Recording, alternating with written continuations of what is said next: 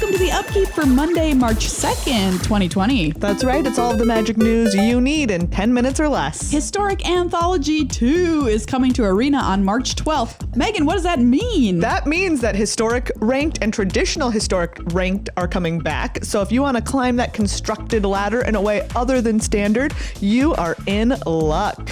Plus, there's going to be 25 new cards added to the historic format. Oh. So these are including some past or current other format all-stars like Pack Rat from back in the days of the first Theros constructed. Oh, good old Pack Rat. Yeah, Knight of the Reliquary, Meddling Mage, you know, some modern hits. Oh, that's cool. Yeah, plus a bunch of others. Do you think historic is a real format? Do you know what? The last time around, towards the end of it, I actually had a very good time playing it. Okay, cool. Yeah. All right, so I'm excited to see where the format goes from here, or if it dies a swift death. Yeah, we'll see. I just asked for one of those two things to happen. It'll be one or the other, or it'll just keep chugging along.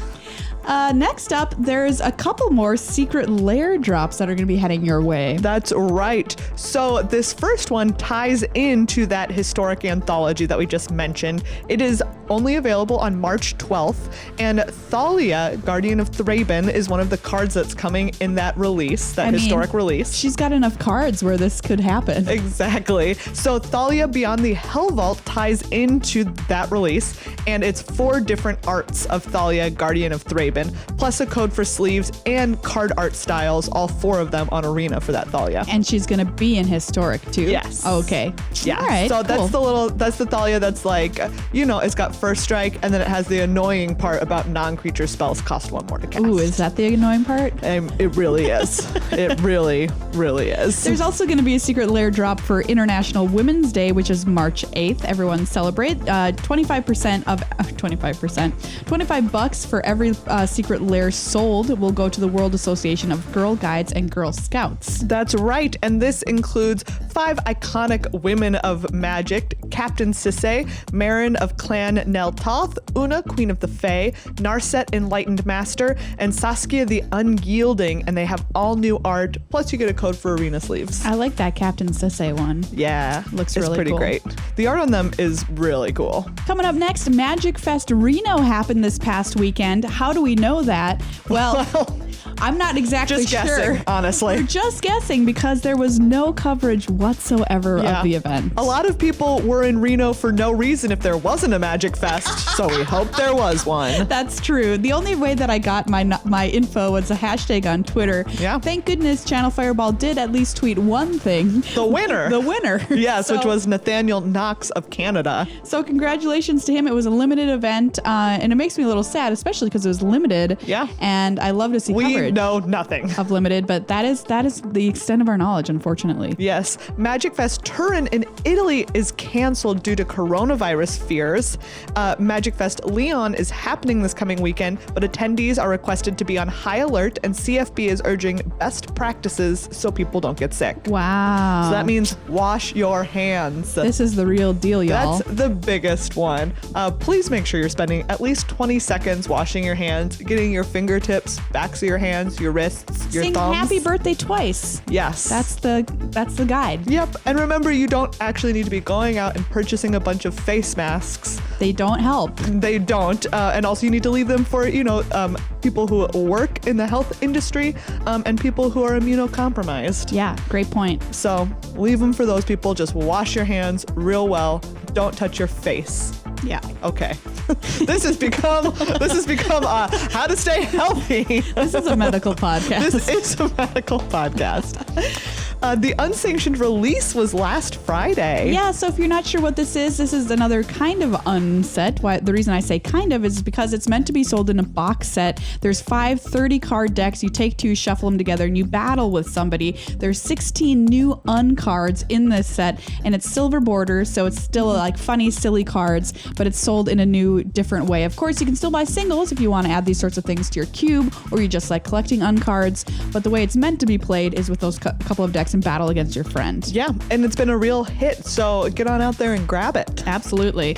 A new banned and restricted update is coming next Monday, WotC announced on Twitter. Oh boy, they said on March 9th, there will be a BNR list update. Mark your calendars. As previously announced, we plan to give advanced warning of any BNR updates going forward. So this means that cards, there will be something added to the list. What somethings or how many, we do not know. I'm going to say breach decks, you might have a short lifespan. You don't think inverter decks? Or inverter, I don't know. But it seems kind of likely that Pioneer is going to be the format that gets hit, although of course no confirmation as of yet. A new D&D campaign based on Theros is set to be released, which is pretty cool. A new book is going to come out that's called Mythic Odyssey of Theros. It's going to be released in May. Yeah, this is similar to the Ravnica playbook that's already been released. Yeah, so if you like to play D&D and Magic at the same time, in a kind of a way, sure, you can now play on Theros, which is pretty cool. Yeah.